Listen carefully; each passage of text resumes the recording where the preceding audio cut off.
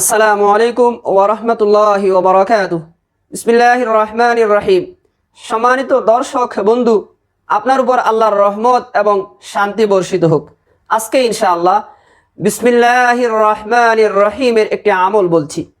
আপনি জানেন বিসমিল্লাহির রহমানির রহিম এটা অসাধারণ।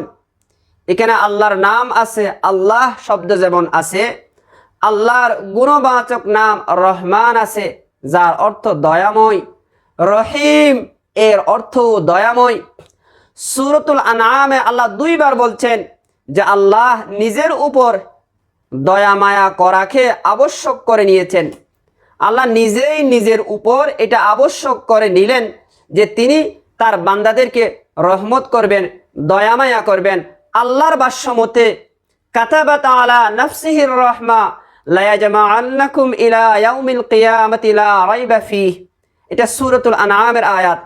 সূরা আনআমের দ্বিতীয় পৃষ্ঠায় আল্লাহ বলেন, কুল লিমান মা ফিস সামাওয়াতি ওয়াল আরদ কুল লিল্লাহ।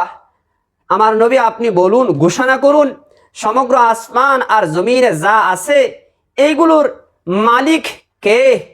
এগুলো কার মালিকানাধীন? আল্লাহ নিজেই তার উত্তর দেন, কুল লিল্লাহ। এগুলো আল্লাহর মালিকানাধীন, সবই আল্লাহর জন্যে।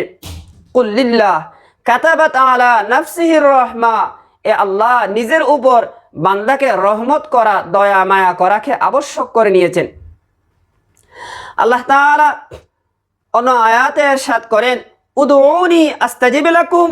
আমার বান্দারা, তোমরা আমার কাছে চাও, দোয়া করো, আমি তোমাদের ডাকে সাড়া দিব, তোমাদের দোয়া কবুল করব। অতএব যে আল্লাহ নিজের উপর রহমত করাকে আবশ্যক করে নিলেন, তার একটা গুণবাচক নাম রহমান, আরেকটা গুণবাচক নাম রহিম। এই দুটাই বিসমিল্লাহর মধ্যে আছে, বিসমিল্লাহির রহমানির রহিম। এটা যদি আপনি প্রতিদিন সকালে 19 বার পড়েন, উলামায়ে কেরামের অভিজ্ঞতা, আল্লাহ তাআলা রহমত দিয়ে আপনাকে মালামাল করে দিবেন।